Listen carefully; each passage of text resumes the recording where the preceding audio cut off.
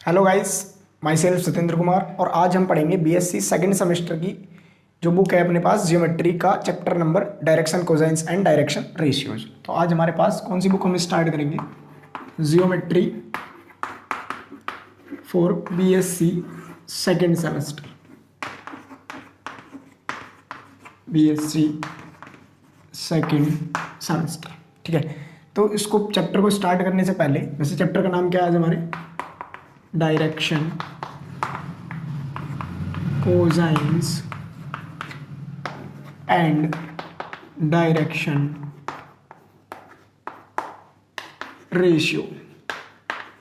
Direction cosine और direction ratio, उसको पढ़ने से पहले अपने पास क्या पता होना चाहिए हमको? Position vectors. First of all हम इस चैप्टर में पढ़ेंगे पोजीशन वेक्टर, जो कि हम 12th क्लास में पढ़ के आते हैं, स्थिति सदिश। ठीक है, अब 3D कंपोनेंट में पोजीशन वेक्टर हम किस प्रकार रिप्रेजेंट करते हैं? अपने पास 3 कोऑर्डिनेट एक्सेस होती हैं, एक्स वाई एंड जेड, जो कि तीनों आपस में म्यूचुअली क्या होती हैं? परपेंडिकुलर। ठीक है ना, एक तीसरे पे लंबवत होती है। अब ये तीनों अपने पास क्या है? Perpendicular axis. मान लो अपने पास ये 3 परपेंडिकुलर एक्सेस ऐसे करके हैं, मैं आपको उदाहरण के साथ समझाता हूँ। ये कुछ ऐसे हैं परपेंडिकुलर एक्सेस, ये दी हुई है। यहाँ पर कोई पार्टी, ये तीनों परपेंडिकुलर है, देखो ये, फिर ये इस पे परपेंडिकुलर है, फिर इस पे भी परपेंडिकुलर है, ये इस पे भी परपेंडिकुलर है, ये इस पे भी परपेंडिकुलर है। फिर यहाँ पर कोई पार्टिकल स्थित है, इस जगह पार्टिकल कहाँ पे है? वो ये रहा वो पार्टिकल। इस पार्टिकल की किससे पोजीशन? इससे भी, इससे भी, इससे भी। उसको कौन बताता है अपने पास? Position vector. तो मान लिया वो पॉइंट कहाँ पर स्थित है? यहाँ पर, जिसके कोऑर्डिनेट है कितने? X y and z. ठीक है, ओरिजिन से तीनों दिशाओं से इसका एक्स वाई जेड कोऑर्डिनेट अपने पास। इसको क्या कहते थे अपन? Position vector. इसको डिनोट किससे करते हैं वैसे हम?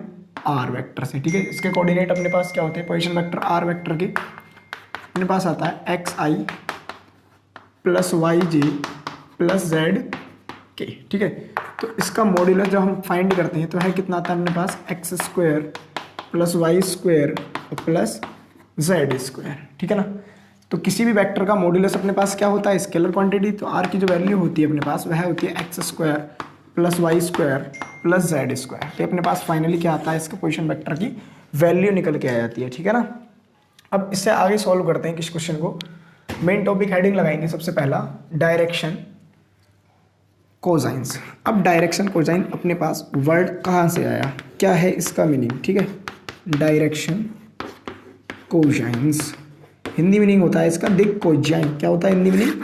दिक कोज्याइन। ठीक है, अब इसके लिए क्या काम होता है अपने पास? ये पोजीशन वेक्टर जो हमने यहाँ पे लिया देखना ध्यान से भी, ये जो पोजीशन वेक्टर है तीनों दिशाओं के लिए, हम मान के चल रहे हैं इस पोजीशन वेक्टर का जो इनिशियल लाइन एक्स के साथ एंगल है वह मान लिया अल्फा, वाई के साथ एंगल मान लिया बीटा, और जेड के साथ एंगल कितना कंसिडर कर लिया? गामा।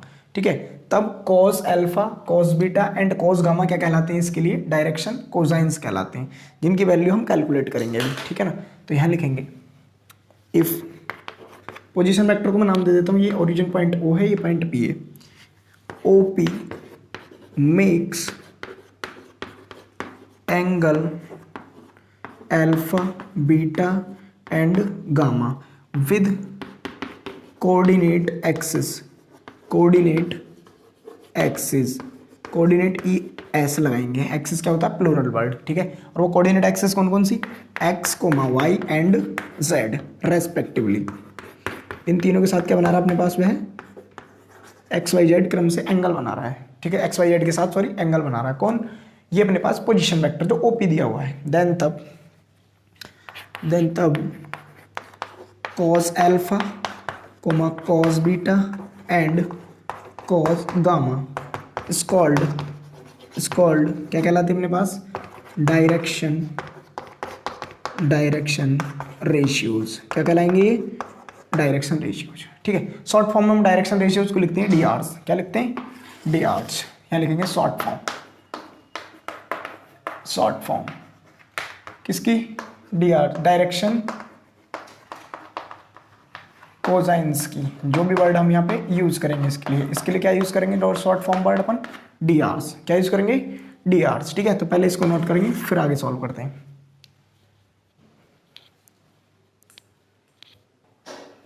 देखते हैं इसके आगे। फिर एक वर्ड आता है अपने पास नोटेशन। नोटेशन। हम डी आर्स को किससे डिनोट करते हैं? डी आर्स को हम डिनोट करते हैं एल इज इक्वल टू अपने पास होता है कॉस अल्फा, मतलब कॉस अल्फा को एल से डिनोट करेंगे, कॉस बीटा को एम से एंड कॉस गामा को एन से रिप्रेजेंट करेंगे। ठीक है, अब हम बात करते हैं इनकी वैल्यूज अपने पास होगी कितनी कितनी, ये लिखा हुआ है एन। उसके लिए फिर से कोऑर्डिनेट एक्सिस ड्रॉ करेंगे और कोऑर्डिनेट एक्सिस पे अपने पास ये डायग्राम बनाएंगे जहाँ पर एक पोजीशन वेक्टर ओपी होगा, ठीक है ना, यहाँ से, जिसकी डिस्टेंस ओरिजिन से कितनी है आर। मैं डिस्टेंस लिख रहा हूँ, पोजीशन वेक्टर लिखूंगा तो इसके ऊपर वेक्टर लगाएंगे। ठीक है, सपोज दैट मैंने इस पर एक एंगल ड्रॉ कर लिया, इसका इस इनिशियल लाइन के साथ एंगल कितना था अल्फा, इसके साथ था बीटा, इसके साथ एंगल था गामा। ठीक है, ये अपने पास कौन सी एक्सिस है एक्स, ये अपने पास एक्सिस है वाई, और ये अपने पास है जेड एक्सिस। हमने पी से एक परपेंडिकुलर ड्रॉ किया, कहाँ एक्स एक्सिस पे, जो मान लिया नाम है पी एम। ठीक है, अब यहाँ बात करते हैं इसमें इन ट्राइंगल कौन सा ट्राइंगल ओ पी एम, इस ट्राइंगल में अपने पास हम क्या लगाने जा रहे हैं यहाँ पे कॉस अल्फा। तो कॉस अल्फा की वैल्यू अपने पास कितनी होगी, कॉस होगा perpendicular upon base, perpendicular sorry cos क्या होगा अपने पास base upon hypotenuse, base upon hypotenuse. तो बेस कितना है ओ एम, हाइपोटेनस कितना अपने पास ओ पी। तो यहाँ से कॉस बीटा नहीं सॉरी अल्फा, कॉस अल्फा, क्योंकि कितना एंगल बन रहा है यहाँ पे अल्फा, तो cos alpha is equal to O M कितना अपने पास ओ एम हमको नहीं पता, तो कितना लिख देंगे O M as it is upon, लेकिन अपन को ये हमको ये तो पता है कितना ओपी की वैल्यू हमारे पास कितनी दी हुई है, ओपी की वैल्यू अपने पास ओपी की डिस्टेंस है स्मॉल आर, तो क्या लिखेंगे यहाँ पे स्मॉल आर। तो implies that O M is equal to r cos alpha, कितना आया आर कॉस अल्फा। अब एक काम करते हैं, इसके कोऑर्डिनेट अपने पास कितने मानते हैं हम एक्स वाई जेड, इसका मतलब यहाँ पे ये एक्स एक्सिस में कितनी डिस्टेंस चल के गया एक्स, तो हमने क्या कंसिडर कर लिया यहाँ पे लेट कर लिया कि O M is equal to अपने पास कितना है एक्स। ठीक है ना, ऐसी वाई की कोऑर्डिनेट एक्सिस पे यहाँ पर डिस्टेंस जितनी भी चला होगा वो कितनी है वाई, इस पर चली गई डिस्टेंस कितनी है जेड। तो हम एक्स के लिए जो सॉल्व करके लेके आएंगे बाकी के लिए सिमिलरली लिख देंगे। ठीक है ना, तो यहाँ क्या कितना कर लेंगे, implies that x is equal to अपने पास आएगा आर कॉस एल्फा। ठीक है ना, ये अपने पास रिजल्ट आया, या कॉस एल्फा यहाँ से निकालें तो अपन को मिलेगा एक्स अपॉन आर। तो ये किसकी वैल्यू आ गई कॉस एल्फा की, मतलब कहने का एल की वैल्यू कितनी आ गई अपने पास L is equal to X upon R. ठीक है, अब यहाँ से एक रिजल्ट और बनाते हैं, सिमिलरली बाकी बातों को लिख देते हैं यहाँ से। सिमिलरली हम लिखते हैं cos beta it will become क्या हो जाएगा अपने पास y upon r, and cos gamma हो जाएगा अपने पास z अपॉन आर। क्या हो जाएगा z अपॉन आर। ठीक है, अब यहाँ से एक रिजल्ट बनाते हैं, इन सभी का स्क्वायर करके ऐड करते हैं, जो कि अपने पास क्या आने वाला, ये किसकी वैल्यू होगी सेकंड शब्द में m की, ये वैल्यू होगी n की। तो यहाँ से अपन निकालते हैं देन तब l square plus m square plus n square is equal to 1 upon r square, सभी में कॉमन 1 अपॉन आर स्क्वायर, अंदर बनेगा x square plus Y square plus Z square. कितना आया जेड स्क्वायर, चूंकि अभी हमने प्रूफ किया था x square plus Y square plus Z square, ये क्या होता है अपने पास आर स्क्वायर की वैल्यू होती है। यहाँ से l square plus M square plus N square is equal to कितना आया आर स्क्वायर, इसकी वैल्यू पुट कर दी, डिवाइड में भी आर स्क्वायर से आर स्क्वायर क्या हो गया अपने पास कैंसल आउट। तो यहाँ से एक रिजल्ट मिला l square plus M square plus N square is equal to 1। चूंकि एल एम एन अपने पास क्या थे cos alpha cos beta and cos gamma, तो यहाँ से एक बात और इंप्लाइज करके लिख सकते हैं cos square alpha plus cos square beta plus cos square gamma equals to 1। अब एक रिजल्ट हमारे पास होता है 1 minus sine square theta is equal to cos square theta. ठीक है ना, तो ये वैल्यू पुट कर देते हैं, साइन कॉस स्क्वायर के अल्फा की जगह 1 minus sine square alpha plus 1 minus sine square beta और plus 1 minus sine square gamma is equal to 1। ठीक है, पिछली बार आपके पास ये क्वेश्चन आया था, साइन के पदों में दिया हुआ था। तो यहाँ से क्या काम करते हैं हम, तीनों साइन की वैल्यूज निगेटिव है, राइट साइड ले आएंगे, 1 प्लस 3 हो जाएगा और 3 में से 1 को सब्ट्रैक्ट करेंगे तो यहाँ से मिलेगा sine square alpha plus sine square beta और plus sine square gamma is equal to 2। तो अपने पास ये किसके रिजल्ट बना दिया हमने, डायरेक्शन कोसाइंस के लिए रिजल्ट। ठीक है, आगे पढ़ते हैं डायरेक्शन रेशियोज क्या होते हैं, तो प्लीज नोट करिएगा पहले इसको। अब हेडिंग लगाते हैं अब हेडिंग लगाते हैं डायरेक्शन रेशियोज, डायरेक्शन रेशियो। ठीक है ना। देखो जो अपना चैप्टर ये चल रहा है, हम इसी चैप्टर के साथ ऑब्जेक्टिव कराएंगे। हो सकता है एक वीडियो लेक्चर और लेना पड़े। नेक्स्ट वीडियो लेक्चर में हम क्या कर देंगे, direction cosines and direction ratio को फिनिश। उससे अगला जो चैप्टर होगा अपना पास प्लेन होगा। जैसा कि आपको सभी को पता होगा कि एग्जाम स्कीम भी आ चुकी है, तो आपके एग्जाम अगस्त के फर्स्ट वीक से ही स्टार्ट है। ठीक है, तो जल्दी से जल्दी सिलेबस हम कवर कर देंगे आपका। ठीक है ना, देखते हैं जरा डायरेक्शन रेशियो में क्या होता है।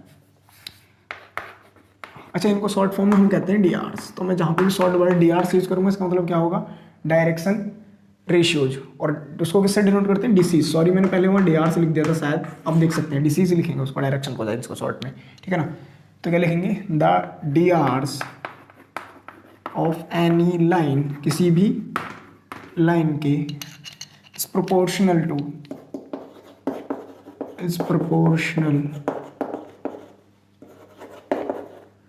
किसके प्रोपोर्शनल होते हैं, डिसीज के, या दूसरे शब्दों में कह सकते हो डिसीज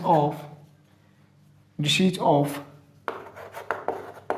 एनी लाइन, किसी लाइन के इज प्रोपोर्शनल टू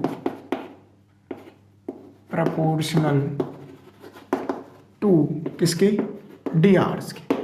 दूसरे शब्दों में एक तरीका और है इसको निकालने का, ये अपने पास लाइन ए बी है।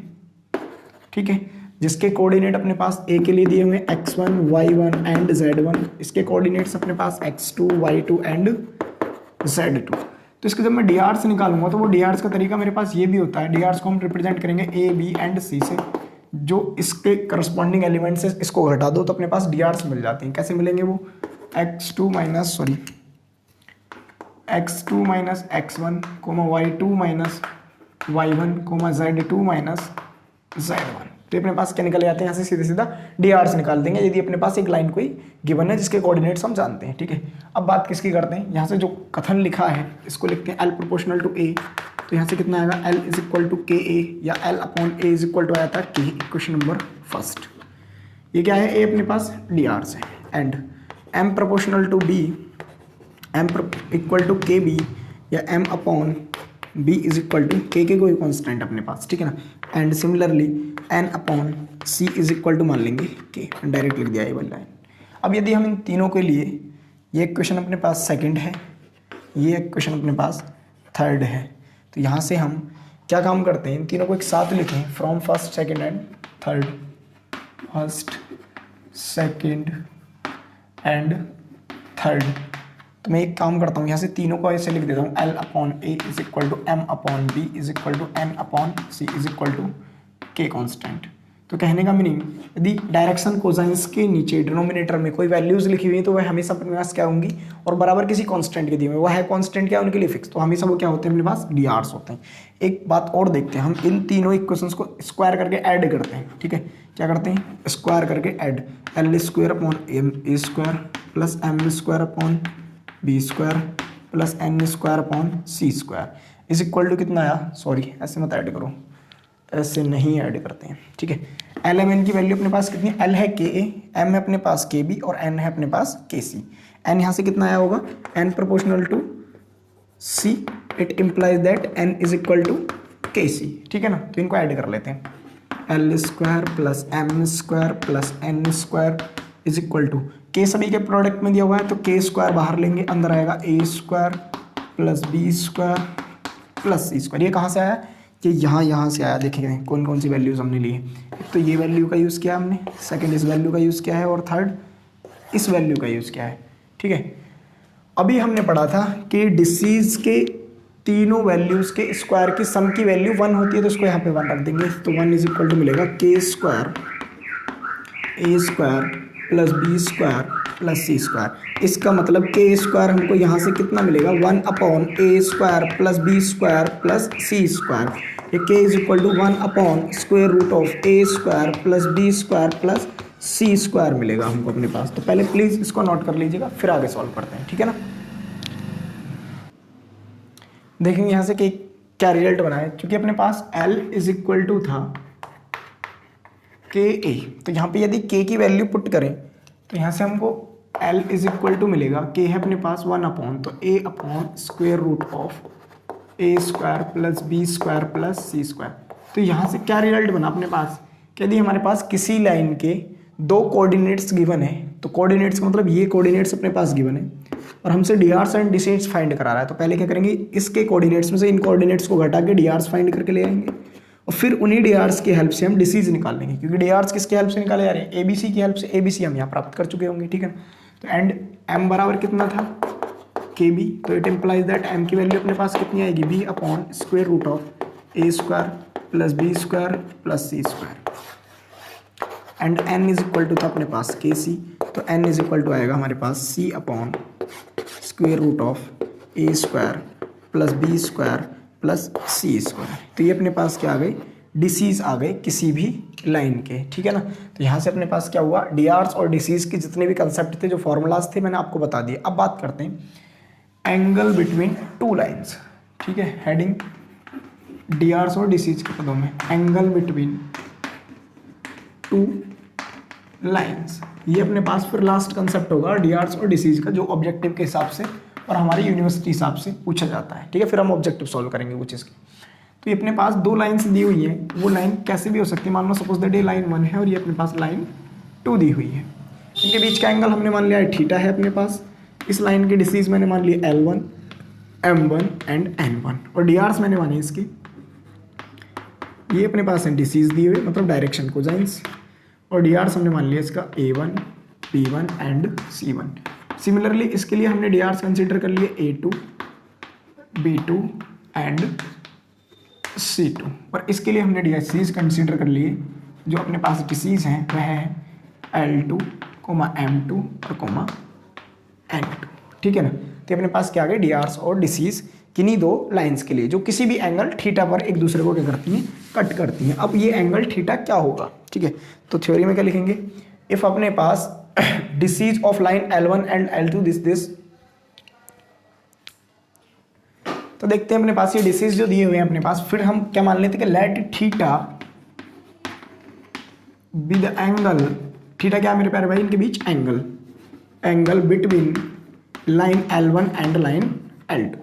तो कॉस थीटा क्या हो जाएगा अपने पास इन टर्म्स ऑफ डिसीज। तो डिसीज कितनी इस लाइन के लिए, L1, M1 एंड N1 दिए हुए हैं, और इस लाइन के लिए L2, M2 और N2 दिए हुए हैं अपने पास। तो फॉर्मूला बनता है L1 की मल्टीप्लाई L2 के साथ प्लस M1 की मल्टीप्लाई M2 के साथ प्लस N1 की मल्टीप्लाई N2 के साथ। तो अपने पास क्या आता है, ये डिसीज का फॉर्मूला किसी भी एंगल के लिए, मतलब एंगल जो फॉर्मूला बना वो डिसीज की टर्म में अपने पास आ गया। एंड एक कॉस थीटा अपने पास बन के आएगा डीआर्स की टर्म में, जो होगा A1 A2 B1 B2 plus C1 C2 divide में square root of A1 square plus B1 square plus C1 square.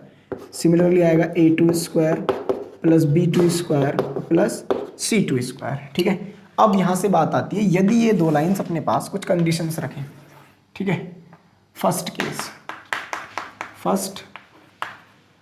Case if line L1 is perpendicular to L2, L1 perpendicular है किस पे, L2 पे, मतलब कहने का ये लाइन इस लाइन पर इस प्रकार लंबवत है, तो एंगल कितना हुआ 90 डिग्री, cos 90 कितना हो जाता है अपने पास 0, ठीक है। तो it implies that theta between them कितना हो जाएगा 90 डिग्री, और cos 90 अपने पास हो जाएगा 0, तो cos थीटा कितना आएगा उसके इसमें 0। तो ये वैल्यू कितनी बनेगी अपने पास, L1 L2 plus M1 M2 plus N1 N2 is equal to 0। Similarly यहाँ पर भी जब cos थीटा 0 हो जाएगा और 0 से ये प्रोडक्ट में जाएगा, तो यहाँ से वैल्यू कितनी मिलेगी हमको, A1 A2 plus B1 B2 plus C1 C2 is equal to 0। तो प्लीज़ नोट कर लीजिएगा इस वाली बात को पहले, ठीक है ना। फिर क्वेश्चन देखते हैं। फिर एक कंडीशन और लगाएंगे भी हम, यदि ये दोनों लाइन्स एक दूसरे पे पैरेलल है, पैरेलल का मतलब जो कभी भी ना मिले, इस प्रकार ये आगे की ओर चलती रहेंगी, कभी भी जाके इनफाइनाइट पे भी टच नहीं करेंगे दूसरे को, उनको बोलते हैं समांतर रेखाएं। तो पहले नोट करेंगे इस वाली बात को।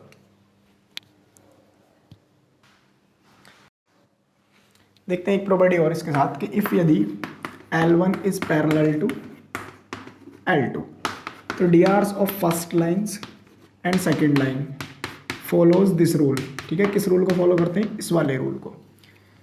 और डिसीज किस रूल को फॉलो करेंगे, डिसीज का होगा L1/L2 is equal to M1/M2 और इज इक्वल टू N1/N2। ये लाइन कुछ इस प्रकार होंगी, ये लाइन L1 और ये लाइन L2, जो अनंत पे जाके कहीं मिलेंगी, वहाँ भी नहीं मिल पाएंगी क्योंकि पैरेलल है एक दूसरे के। अब क्वेश्चन में क्या कहा है, the disease of a line which is equally inclined, किसी लाइन के डिसीज बताइए जो कि इक्वली मतलब समान रूप से इंक्लाइंड झुकी हुई है, to the positive directions, positive direction में किसकी, एक्सिस की। कैसे समझते नहीं, ये अपने पास क्या होते हैं, कोऑर्डिनेट एक्सिस, जो कि एक्स वाई एंड जेड होते हैं, ठीक है। उस लाइन की डिसीज निकालने, मान लो ये वो लाइन है अपने पास जो पॉजिटिव डायरेक्शन से एंगल बना रही है, ये रहा अल्फा, ये रहा बीटा और ये रहा हमारे पास गामा, जो मैंने अभी समझाया था तुमको। मान लो ये अपने पास तीन क्या ले लिया हमने यहाँ से लाइन से ले ली, जो कि क्या है, एक दूसरे पे म्यूचुअली परपेंडिकुलर। ये इस पर परपेंडिकुलर है, ये इस पे परपेंडिकुलर है, ये इस पे और ये इसके साथ और ये इसके साथ। तो यहाँ पर वो लाइन है जो तीनों के साथ कितना एंगल बना रही है, पॉजिटिव डायरेक्शन से, इसकी पॉजिटिव से, इसकी पॉजिटिव से और इसकी पॉजिटिव से। तो उसके लिए अपने पास क्या प्राप्त करना है, डिसीज निकाल के लेके आनी, ठीक है। बट वो तीनों लाइन से एंगल कितना है, सेम। यहाँ अल्फा बराबर बीटा बराबर गामा बराबर सेम दिया हुआ है, तीनों क्या है आपस में इक्वल्स दिए हुए हैं। मान लो क्या है वो वैल्यू, थीटा। और हम जानते हैं कॉस अल्फा बराबर अपने पास कितना होता है, कॉस अल्फा का फॉर्मूला अपने पास एल होता है, मतलब एल कहते हैं इसको, कॉस बीटा को अपन एम कहते हैं, और सॉरी एम लिखेंगे, और कॉस गामा को हम एन कहते हैं। चूँकि तीनों अपने पास सेम है और एक रिलेशन हम जानते हैं, मैं यहाँ सॉल्व करता हूँ। वह रिलेशन क्या होता है कि L square plus M square और plus N square is equal to 1 होता है। और जब ये वैल्यू 1 होती है तो यहाँ पर वैल्यू इनकी पुट करेंगे तो क्या आएगा, cos square alpha plus cos square beta plus cos square gamma is equals to 1। और चूंकि मैंने बोला अल्फा बीटा गामा तीनों की वैल्यू, एंगल क्या है अपने पास, थीटा, तो यहाँ पर थीटा जैसे ही वर्ड यूज़ करेंगे तो मिलेगा cos square theta plus cos square theta और प्लस कॉस स्क्वायर थीटा। तो कितने हो जाएंगे अपने पास, 3 कॉस स्क्वायर थीटा बराबर कितना आएगा अपने पास 1। 3 cos square theta is equals to 1। तो cos square theta is equal to अपने पास आया 1/3। तो यहाँ से कॉस थीटा की जो वैल्यू मिलेगी वह आएगी 1/√3, लेकिन प्लस माइनस आएगा। तो यहाँ पर हम क्या लेंगे, ओनली पॉजिटिव साइन, क्योंकि उसने बोला पॉजिटिव डायरेक्शन से एंगल बना रहा है। तो पॉजिटिव डायरेक्शन से कॉस थीटा कितना आया, यहाँ से नेगेटिव साइन को छोड़े 1/√3। और जब 1/√3 यहाँ, तो ये वाली वैल्यू मैं इधर सॉल्व कर देता हूँ। देखो क्योंकि थीटा भी क्या है अपने पास अल्फा, फिर बीटा भी यही है और गामा भी यही है, तो यहाँ से एल कितना मिलेगा, एल इज इक्वल टू वो भी आएगा cos theta, m is equal to भी कितना आएगा कॉस थीटा, और एन इज इक्वल टू भी कितना आएगा कॉस थीटा। तीनों की वैल्यू कितनी आ जाएगी अपने पास 1/√3, 1/√3, ये भी 1/√3। तो इसका मतलब कौन सा आंसर सही हो जाएगा अपने पास, ऑप्शन नंबर डी करेक्ट हो जाएगा, ठीक है। ये क्वेश्चन बहुत ज़्यादा बार पूछा गया, पिछली बार भी आपके पास यूनिवर्सिटी एग्जाम पूछा गया था। और इसकी विशेष बात ये है, ये क्वेश्चन बार बार घुमा के दे देता है। ऐसे देता है किसी लाइन के लिए अपने पास एक डिशेज दिए हुए हैं, जो कि अपने पास है 1/c, 1/c और 1/c, जो पिछली बार आया था। क्या दिए हुए हैं, डिसीज। तो पूछ रहा है कि सी की वैल्यू बताओ। तो जब भी किसी लाइन के डिसीज तुम्हारे पास इक्वल्स दिए हुए हैं, इसका मतलब वो इक्वली इंक्लाइंड है इसकी तरह, तो यहाँ पर सी की वैल्यू अपने पास कितनी आ जाएगी, √3, ठीक है। तो डायरेक्ट रिजल्ट भी याद रखना है, जब भी कोई लाइन तीनों दिशाओं से पॉजिटिव डायरेक्शन से क्या बना रही होगी, इक्वल एंगल, तो उसके डिसीज हमेशा 1/√3, 1/√3 एंड 1/√3 ही होंगे, ठीक है। तो अगर आपको ये वीडियो लेक्चर अच्छा लगा है तो प्लीज़ चैनल को सब्सक्राइब और शेयर जरूर कर दें। मिलते हैं नेक्स्ट वीडियो में, तब तक के लिए बाय बाय, टेक केयर।